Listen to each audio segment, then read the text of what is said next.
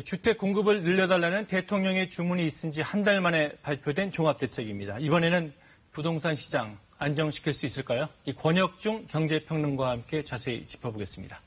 네, 나와주셔서 감사합니다. 네, 안녕하십니까. 이 발표를 보면 말이죠. 수도권에 13만 2천 가구 규모의 주택을 추가로 공급하겠다는 겁니다. 어떻습니까? 이 정도면 충분하다고 보십니까? 물량은 공급 대책으로 본다면 충분하다라고 좀 생각을 해보겠는데요. 서울 권역 중심으로 본다면 총 26만 2천여 가구가 공급이 됩니다. 이번에 신규 공급이 13만 2천여 가구잖아요. 여기에서 공공분양 사전 청약이 6만여 가구에 그다음에 이미 발표된 공급 예정 물량이 한 7만여 가구가 되기 때문에 서울 권역만 해도 한 26만여 가구가 되기 때문에 충분하다.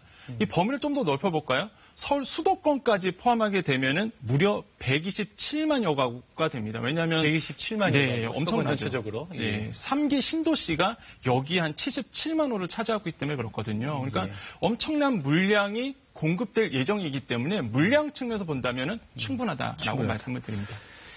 정부가 쓸 수 있는 카드는 다 썼다 이런 평가도 있는 것 같아요. 네네. 결국 시장의 반응이 중요할 텐데 시장에는 어떤 메시지를 줬다고 평가하십니까? 확실히 공급에 대한 시그널을 시장에 던졌다라고 볼 수가 있겠는데요. 기다리면 내 집을 장만할 수 있어. 좀만 기다려. 좀만 더 기다려라. 예, 시그널을 줬죠.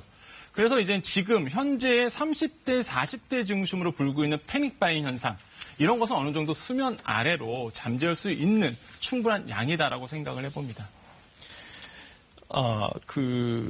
지금 가장 눈에 띄는 게 말이죠. 네네. 어쨌든 한강변에 50층짜리 아파트가 들어설 수도 있다 이런 내용인데. 네, 맞습니다. 이게 어떻게 하겠다는 건가요? 일단 개념부터 먼저 설명을 드리면요. LH와 SH가 들어와서 이제는 공공이 참여하는 방식인데 도시 규제 완화를 시켜서 용적률을 상승시켰죠. 그렇게 되면은 공급 물량이 2배가 됩니다. 그렇게 되면 공급 물량이 2배가 되는 만큼 개발 이익에 대해서는 말 그대로 기부 체납을 통해서 환수를 하겠다라고 발표를 했거든요. 기부 체납을 통해서 환수를 하겠다. 예를 들어 볼까요? 음마 아파트 같은 경우에는 끊임없이 재건축을 좀 추진을 했었죠. 49층 계속적으로 희망했었는데 이번 정부의 발표대로 간다면은 50층까지 줄 수 있고요. 용적률을 지번에는 250%였는데 총 가구 수가 4,424가구거든요.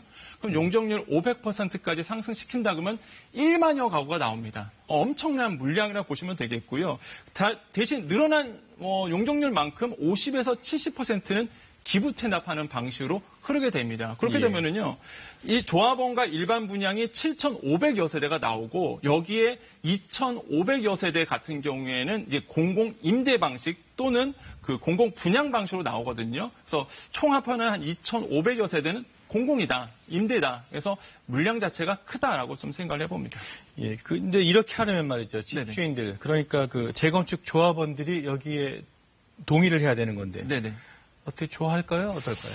회의적인 반응이 좀 나오고 있죠. 왜 그러냐면 고밀대 재건축 구조 중심으로 말씀드리면 소유자의 3분의 2 이상의 동의를 받아야 되거든요. 근데 재건축 같은 경우는 아시겠지만은 이해 당사자들의 입김이 굉장히 셉니다. 그리고 조율하기가 굉장히 힘들거든요. 그런 상황에서 공공임대 방식이 들어간다. 과연 동의를 해줄까? 좀 회의적이라고 볼 수가 있겠고 이미 재건축 조합 단지 내에서도 목소리가 계속 나오고 있습니다. 대단지 같은 경우에는 그 안에 학교가 들어간 데가 있거든요. 특히 송파구 지역이라든지. 근데 그렇게 되면 조망권이라든지 일조권의 침해가 생기기 때문에 이런 부분에서는 좀 동의할 수 없다는 얘기가 벌써부터 지금 나오고 있는 부분이 있습니다. 그래서 굉장히 회의적인 분위기가 점차적으로 커질 가능성은 굉장히 크다라고 생각을 해봅니다. 앞서 이지영 기자 리포트에서도 보긴 했는데 또 주목받는 게 신규 택지 발굴 아닙니까? 네네. 어느 지역이 좀 눈에 띕니까?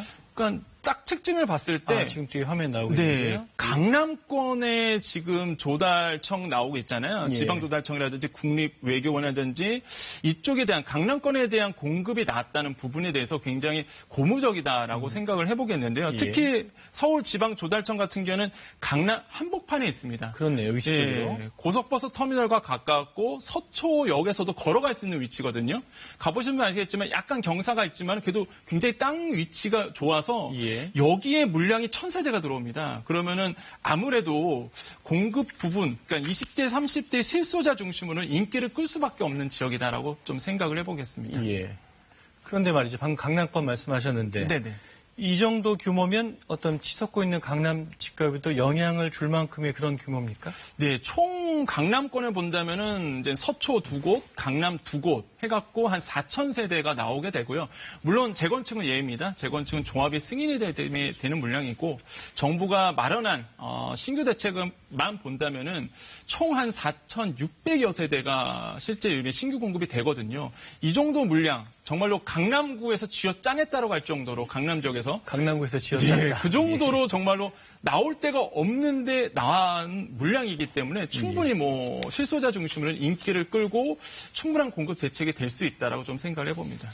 예, 그런데 말이죠. 그 서부 면허시험장, 네네. 태릉 골프장, 또 과천 청사 등등에서 정부는 개발하겠다고 발표를 했는데 정작 네. 각 지자체에서는 반대 입장을 밝혔어요. 어떻게 되는 겁니까? 이게 김현미 국토부 장관이 이런 얘기를 했습니다. 25년이 되면 전체 임차 가구의 25%가 공공 임대주택에 살 수 있게끔 하겠다. 그 뜻은 뭐냐면 신규 물량의 많은 부분이 공공 임대라는 사실이거든요. 그러면 해당 지역에 있는 주민들, 특히 그 주민들의 눈치를 봐야 되는 그 국회의원들의 지금 반대가 이미 뭐 SNS상에서 나오고 있고요. 그렇게 된다면 과연 이게 원안대로 갈까 이런 좀 회의적인 분위기. 그래서 시장에서는 이게 과연 제대로 될까라는 혼란스러운 분위기가 목격되고 있습니다.